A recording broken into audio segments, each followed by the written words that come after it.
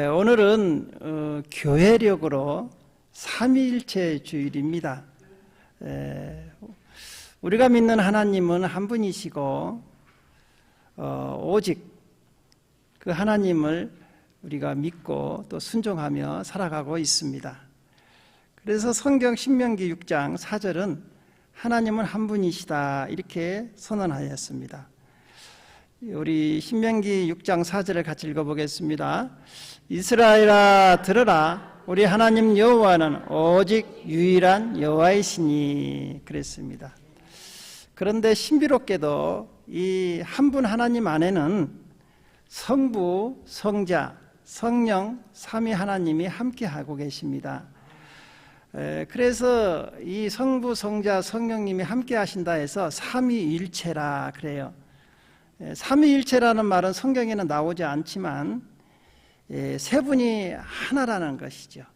그래서 삼위일체라는 단어를 사용합니다. 이 삼위일체 하나님은 인격적으로는 다 세 분이 독립되어 있어요.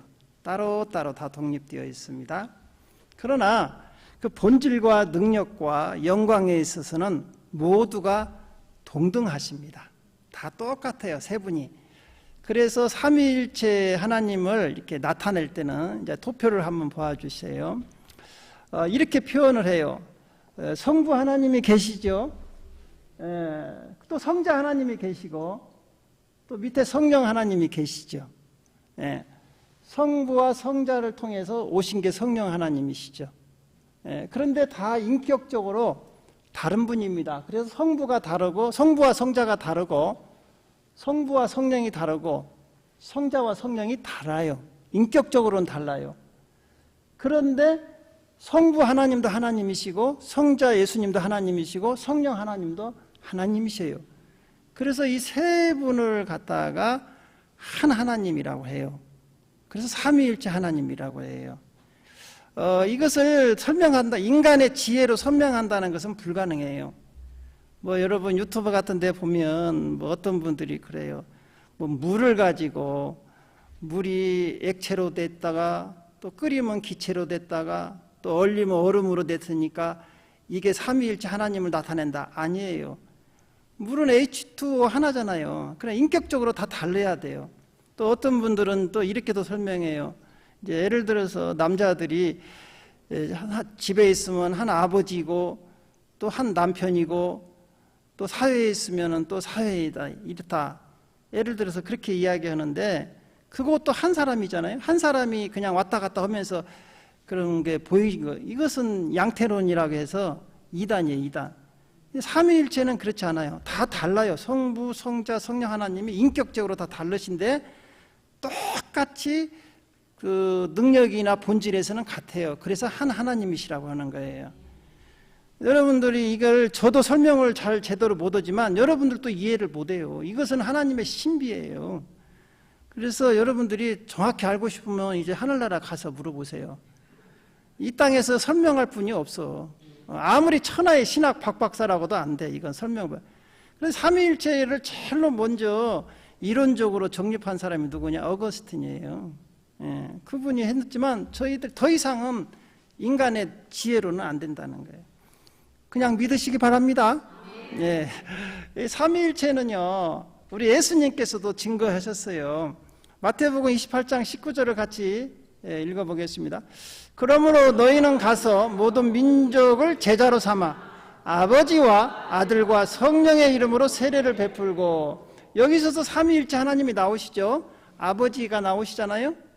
그 다음에 아들, 성자 예수님이 나오잖아요. 그 다음에 성령 하나님이 나오시죠. 그래서 우리가 세례를 줄 때도 성부와 성자와 성령의 이름으로 이렇게 세례를 주는 거예요. 이 삼위일체 하나님은 언제나 함께 일을 하세요. 동역하신단 말이죠.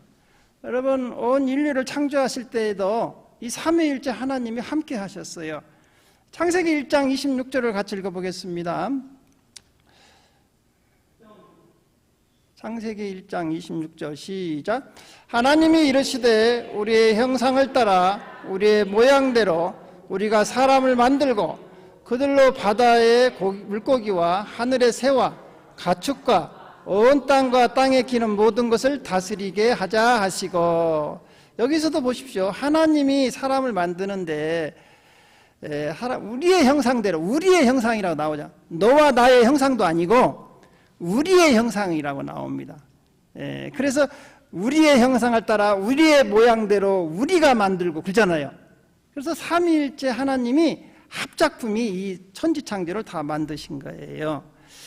여러분, 우리가 소중하게 하나님의 은혜로 받은 구원도 성삼위 하나님의, 삼위일체 하나님의 합작품입니다.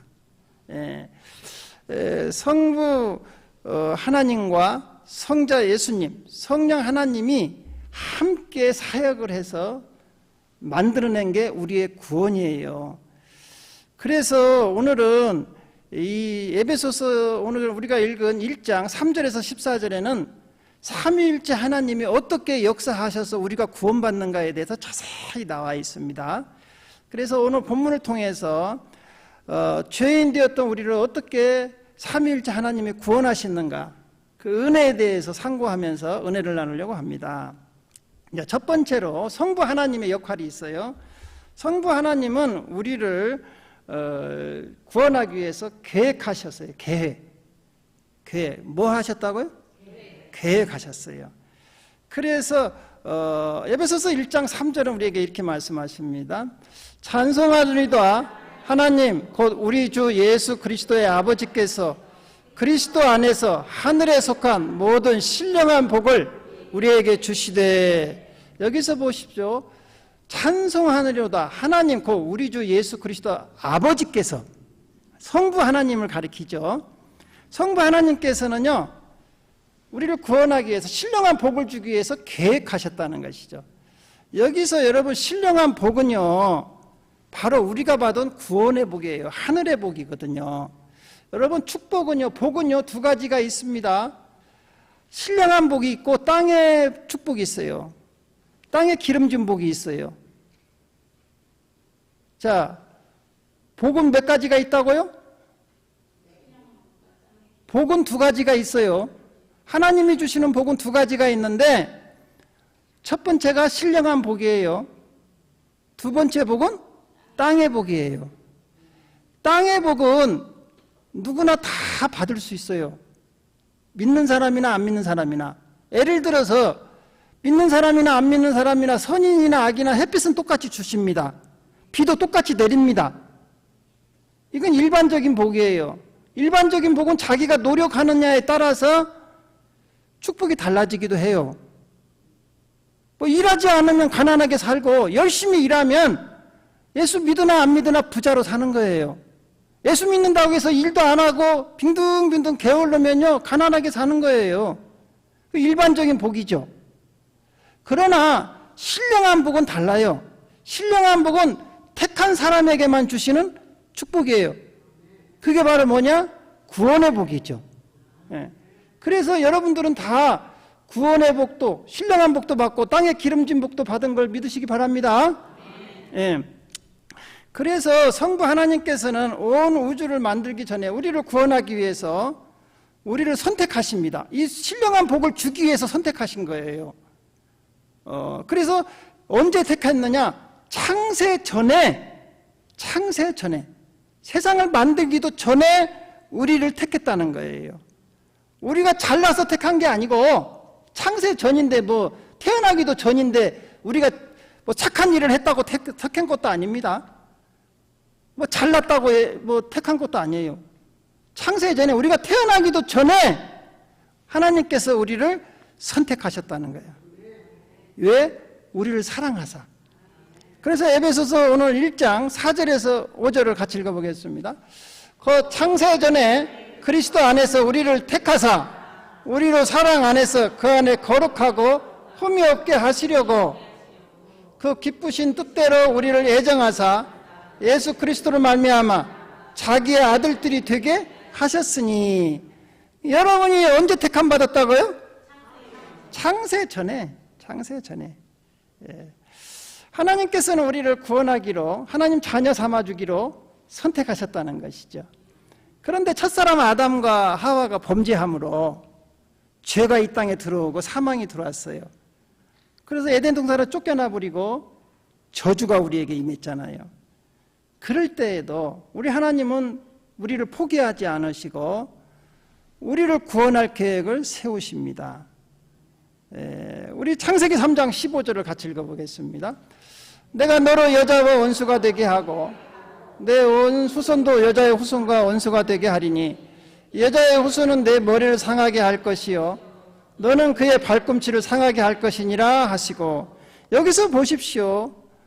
여자의 후손이 와서 온 인류를 죄와 사망에서 구원하실 거라는 거예요. 하나님께서 세우신 계획이에요. 아담과 하와가 범죄해서 에덴 동산을 쫓겨났을 때 또 아담과 하와를 유혹했던 사단에게 하나님께서 선포하시는 것이죠. 여자의 후손이 오면 인류는 구원받지만 사단들은 여기서 어때요? 머리가 상할 것이다. 너는 패배할 것이다. 하나님께서 이렇게 약속하셨어요. 하나님의 계획에 따라 하나님께서 때가 참에 누구 때냐? 하나님의 때. 여러분, 시간은 두 종류가 있어요. 하나님의 시간 카이로스가 있고 사람의 시간 크로노스가 있습니다. 하나님의 때 카이로스 때 예수님을 인간의 몸을 입혀서 여자의 후손으로, 여자의 후손이라는 것은 남자 씨가 없이 태어난 사람을 여자의 후손이라고 그래요. 남자의 씨가 없이. 그래서 예수님을 동정녀 마리아에게 성령으로 잉태시키는 거예요. 그게 여자의 후손이에요. 여자의 몸을 빌려서 왔다 해서 여자의 후손이에요. 온 인류는 다 남자의 후손이죠. 아담의 후손이잖아요. 남자 여자가 해서 태어난 게 다 온 인류잖아요. 그러나 예수님은 성령으로 잉태됐어요. 그래서 원죄가 없는 거예요. 그래서 그때가 참에 하나님이 여자의 몸에서 나게 하셨다. 여러분 갈라디아 4장 4절을 같이 읽어보겠습니다. 때가 참에 하나님이 그 아들을 보내사 여자에게 나게 하시고 율법 아래에 나게 하신 것은, 그랬어요. 우리가 정죄받고 율법으로 정죄받고 저주받은 우리를 구원하기 위해서 율법에서 죄가 없이 태어나셔야 돼요. 그래서 예수님은 죄가 없이 이 땅에 태어나셨어요. 그리고 그 예수님에게 온 인류의 죄와 허물을 다 담당시키셨어요. 그래서 십자가에서 대신 죽게 하십니다. 이걸 대속이라고 하잖아요. 그래서 이사야서 53장 5절에서 6절은 이렇게 말씀하십니다. 그가 찔림은 우리의 허물 때문이요 그가 상함은 우리의 죄악 때문이라. 그가 징계를 받음으로 우리가 평화를 누리고 그가 채찍에 맞음으로 우리는 나음을 받았도다. 우리는 다 양 같아서 그를 행하여 각기 제 길로 갔거늘 여호와께서는 우리 모두의 죄악을 그에게 담당시키셨도다. 그렇죠. 죄의 싹은 사망입니다. 우리가 우리 죄와 허물로 인해서 우리가 죽을 수밖에 없는 우리를 구원하기 위해서 죄가 없으신 예수님께 우리의 모든 죄와 허물을 다 전가시켜서 대신 죽게 하셨다는 거예요. 이게 바로 뭐냐? 하나님이 우리를 사랑하셔서 구원하기 위해서 독생자 예수 그리스도를 이 땅에 보내셔서 우리의 모든 죄를 다 예수님께 전가시킨 걸 믿으시기 바랍니다. 그래서 우리의 모든 죄와 허물을 담당하시고 어디에서 죽으셨냐? 십자가에서 대신 죽게 하십니다. 여러분, 이 십자가의 사건이 아주 엄청난 사건이에요. 자기 아들을 십자가에 내어주셨다는 것은 하나님의 그만큼 우리를 사랑하시다는 증거죠. 그래서 로마서 5장 8절은 우리에게 이렇게 말씀하십니다. 우리가 아직 죄인 되었을 때 그리스도께서 우리를 위하여 죽으심으로 하나님께서 우리에 대한 자기의 사랑을 확증하셨느니라. 여러분, 그래서요, 십자가를 이렇게 바라볼 때 하나님이 우리를 얼마나 사랑하신가, 이 감동이 있어야 돼요.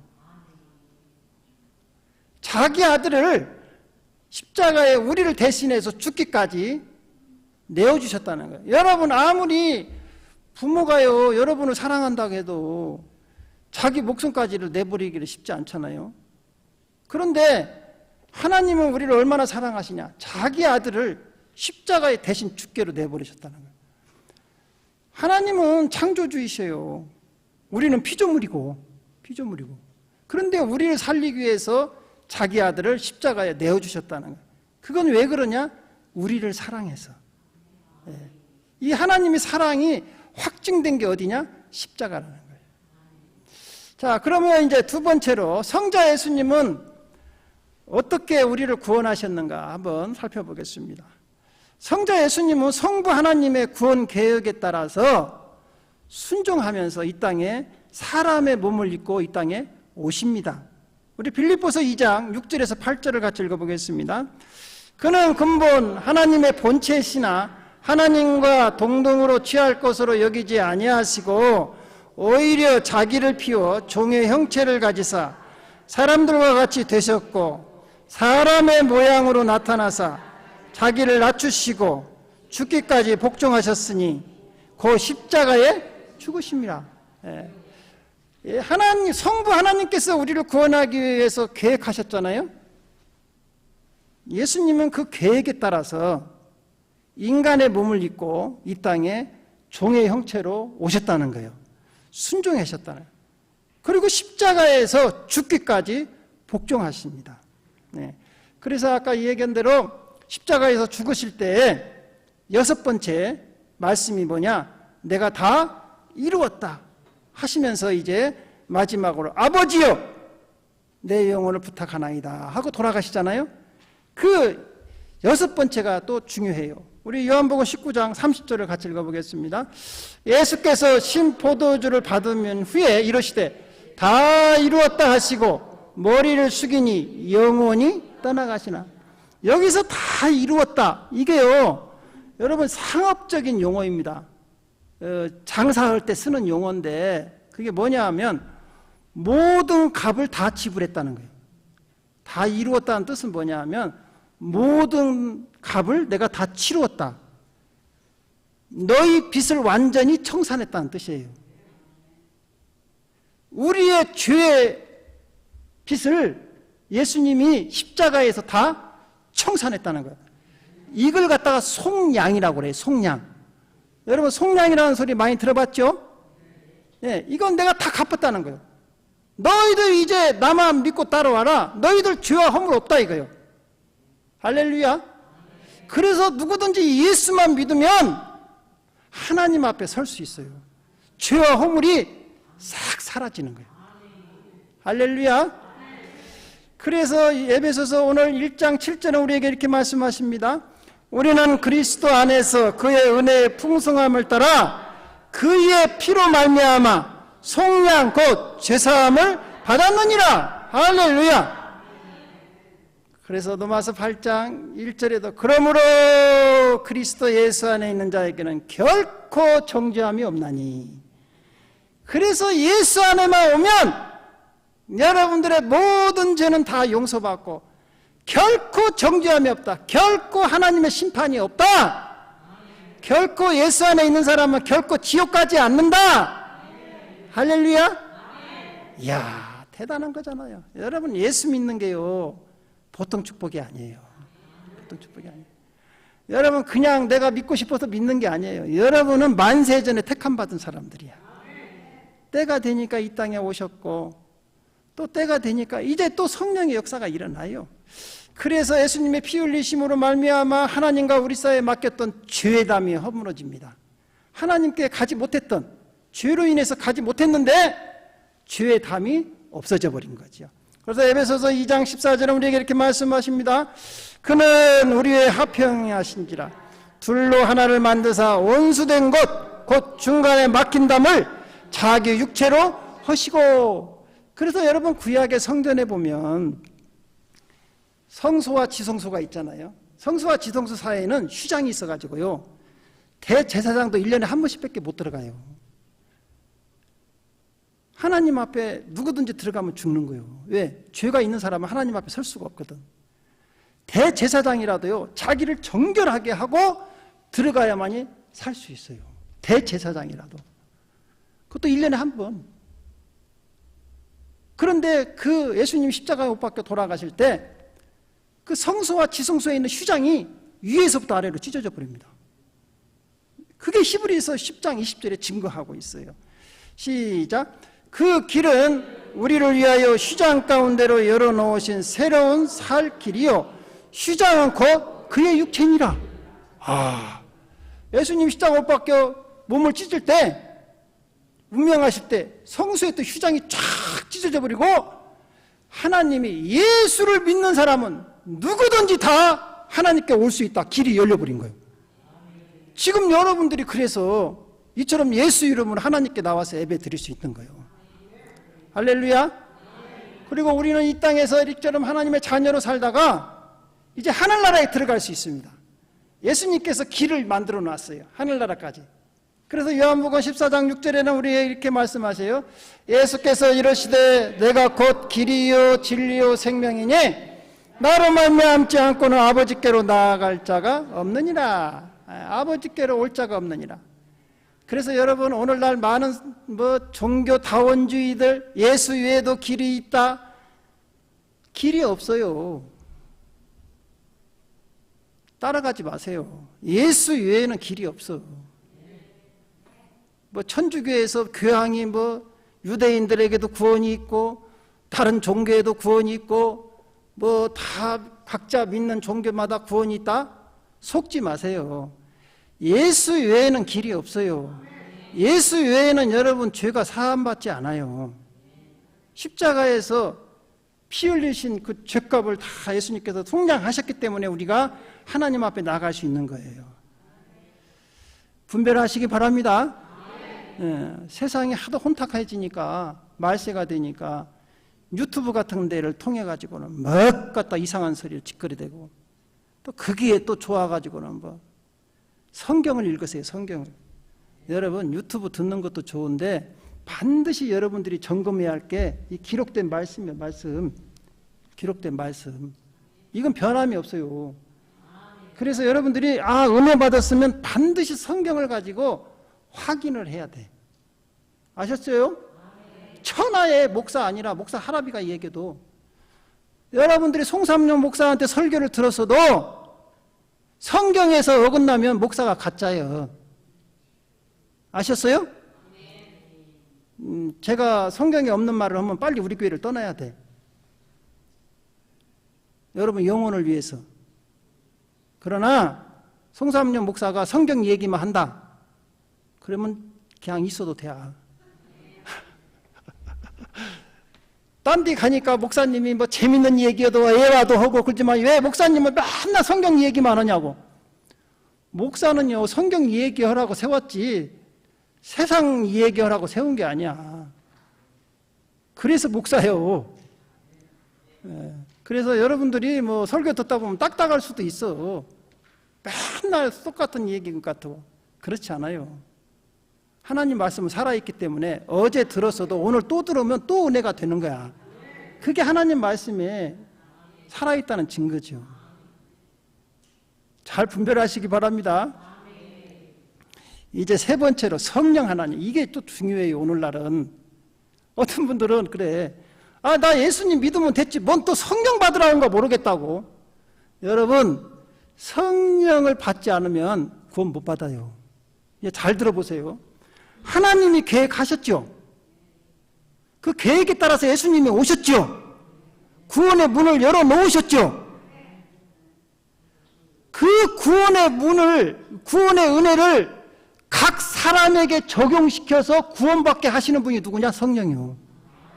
그러니까 성령 못 받으면요, 여러분 예수님이 이루어놓은 구원의 은혜를 못 받는 거예요. 교회를 다녀도 구원 못 받는 거예요. 할렐루야. 그래서 성령 하나님이 이 땅에 오신 거야. 그래서 여러분 성령 받아야 돼. 교회만 왔다 갔다 한다고 해서 다 구원받는 게 아니야. 성령이 아니면 여러분 예수를 주라 시인할 수 없다니까. 자, 이제 한번 봅시다. 그래서 성령은요, 우리가 복음을 들을 때, 지난주에 성령 강림주일에 때 설교했잖아요. 성령님이 오셨어요. 2000년 전에. 여러분 성령 받은 사람은 여러분 마음 안에 성령 하나님이 계십니다. 영원히 떠나지 않아요. 아직 못 받으신 분은 빨리 성령님을 사모하고 영접해야 돼요. 모셔드려야 돼요. 자, 이 성령 하나님이 하시는 일이 있어요. 여러분, 우리가 복음을 들을 때 우리의 닫힌 마음을 열어주십니다. 복음이 들려지게 한다는 거예요. 사도행전 16장 14절을 같이 읽어보겠습니다. 누디아의 시에 있는 자색 옷감 장사로서 하나님을 섬기는 누디아라 하는 한 여자가 말을 듣고 있을 때 주께서 그 마음을 열어 바울의 말을 따르게 하신지라. 주께서 마음을 열어, 성령이 마음을 열어. 그러니까 여러분들이 설교를 들을 때 목사님 말씀이 이해가 되게 하는 것은 성령 하나님이 여러분 마음을 열어 깨달아지게 하는 거예요. 또 여러분들이 성경을 읽을 때 눈을 열어서 이 말씀이 살아있는 하나님 말씀이구나, 이것이 이해되고 깨달아지게 하시는 분이 누구다? 성령 하나님이에요. 그러니까 여러분, 성령 받지 않고 성경 읽어야 아무 소용이 없다 이 말이에요. 성령이 역사를 해야 한다는 거예요.